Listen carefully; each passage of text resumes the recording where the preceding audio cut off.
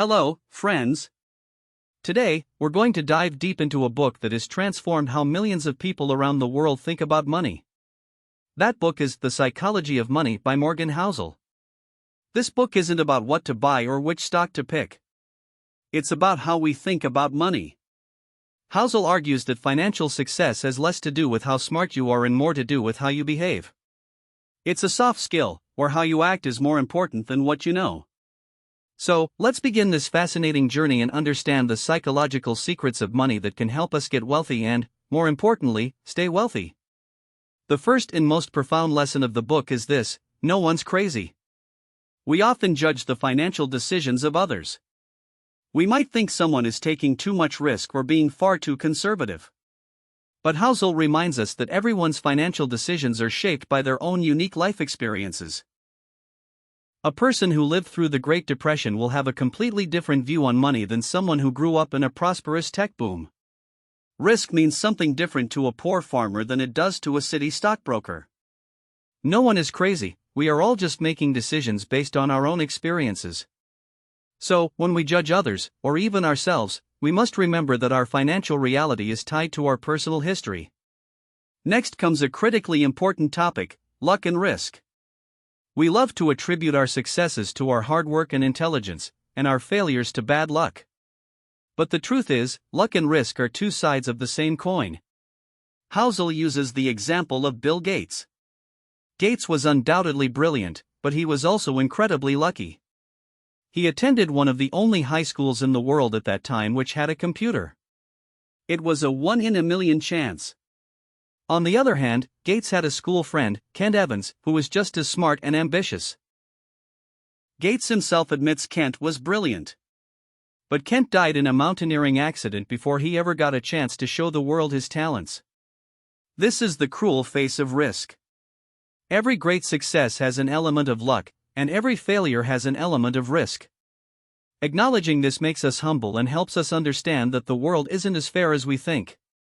Therefore, we shouldn't bet everything on a single person or a single strategy, because we can't fully control the impact of luck and risk. Now let's talk about a trap that many wealthy people fall into: never enough. This is the story of greed that has no end. When you start comparing yourself to others, the goalpost for enough keeps moving. There will always be someone richer and more successful than you. Housel tells the story of Rajat Gupta, who rose from an orphanage to become the CEO of McKinsey, one of the world's most prestigious consulting firms. He had millions in wealth, respect, and power. Yet, he wanted more. He wanted to be a billionaire. This desire led him to commit illegal insider trading, and he ended up in prison, losing everything. His story teaches us that the biggest financial risk isn't the one you take in the market, but the risk of not knowing when you have enough. The path to happiness and contentment lies not in earning more, but in controlling your expectations. The most powerful force in the world of money is the magic of compounding. Albert Einstein reportedly called it the eighth wonder of the world. Compounding means you earn returns not just on your original principal, but also on the returns you've already earned. It starts slowly, so slowly that you might not even notice its effects at first. But over time, it grows like a snowball rolling down a hill, becoming massive.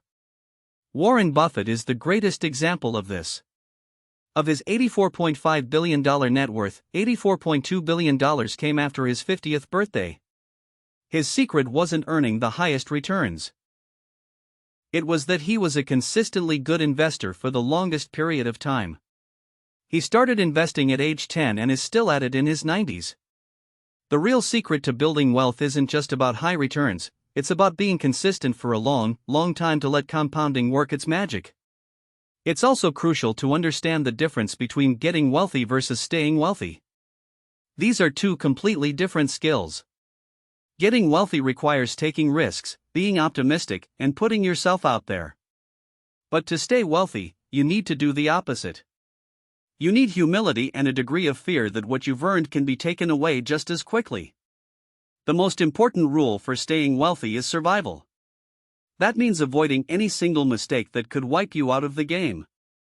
It means avoiding excessive debt, being prepared for downturns, and surviving long enough to let your wealth compound. Survival is the foundation of staying wealthy.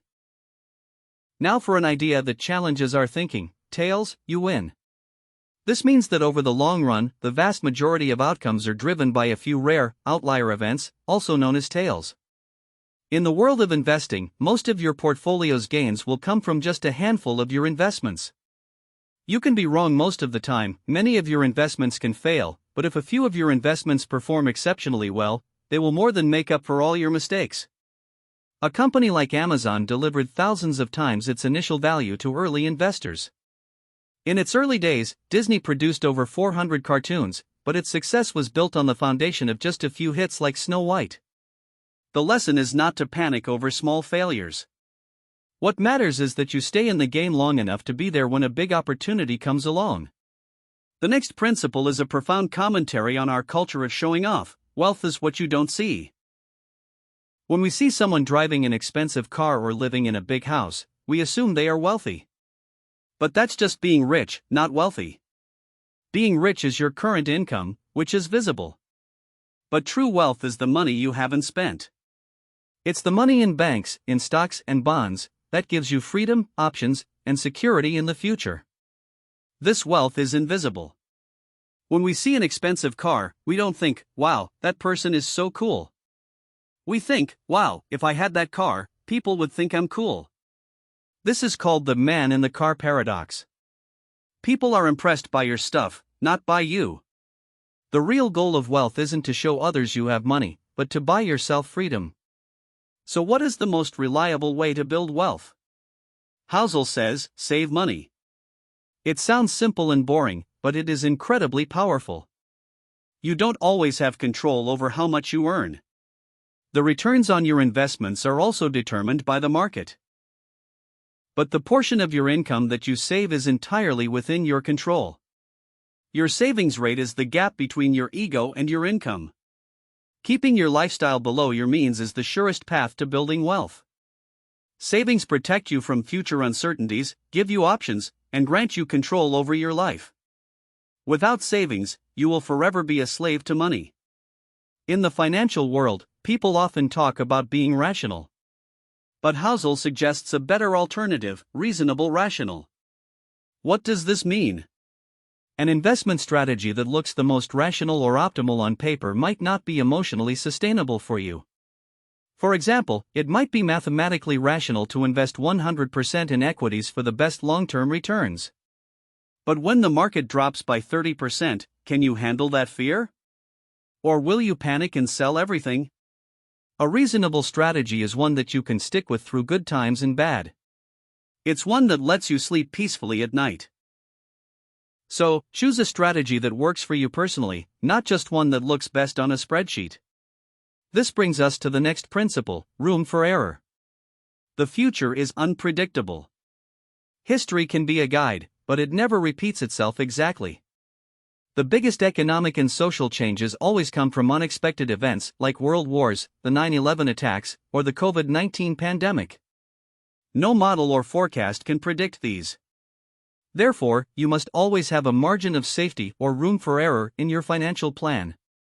This means assuming that your forecasts might be wrong and your returns might be lower than expected. Keep a buffer between your expenses and your savings.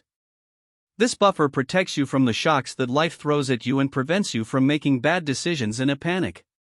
Another psychological truth is that you'll change. The life goals and dreams you have at age 18 will not be the same at age 40 or 60. We evolve over time, and our priorities shift. Therefore, it's a mistake to lock yourself into an extreme financial plan. For example, deciding at a young age to work 18 hours a day to retire at 30 might not feel right later in life. Financial plans need to be flexible so they can adapt to your changing personality and goals. Another deep lesson is that nothing's free. Everything has a price, but not every price appears on a price tag. The excellent returns you get from the stock market also have a price. And that price is volatility, fear, doubt, and uncertainty. This is the fee you have to pay to stay in the market. When you start seeing this price as a fee, not a fine, you become a better investor. You begin to understand that market downturns are not a bug, they are a feature. They are the price of admission for the long-term rewards. Now, let's talk about advice. We are constantly surrounded by financial advice. But Housel warns us to remember, you and me. We must understand that everyone is playing a different game. The goals and time horizons of a day trader are completely different from those of a long-term investor. Warren Buffett's advice might not work for a young person trying to save for a down payment on a house. So, before you take anyone's advice blindly, it's essential to understand what game that person is playing and whether it aligns with your own.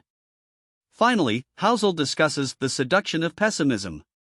Pessimism always sounds smarter and more plausible than optimism. When someone says the economy is about to collapse, we pay more attention. This is because our brains are wired to be more sensitive to threats. But if you look at history, the world has become better over the long term, markets have gone up, and innovation has solved problems.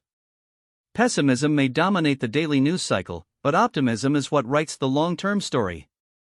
This doesn't mean bad things won't happen, but it's a mistake to underestimate humanity's ability to solve problems. So what is the takeaway from all this? Morgan Housel shares his own financial strategy. He and his family maintain a high savings rate, they think for the long term, and they invest most of their money in low-cost index funds. They believe their greatest asset is their flexibility, the ability to keep their lifestyle below their means for a long time. Ultimately, the psychology of money teaches us the powerful lesson that your relationship with money is not a numbers game, but a game of emotions and behavior. Financial success depends less on what you know and more on how you behave. Humility, patience, saving, and the ability to stick around for the long haul are the real keys to wealth. The true goal is not to accumulate dollars and cents, but to live a life over which you have control, in which you have options, and in which you can spend your time on your own terms. That is the greatest power of money, and that is true wealth.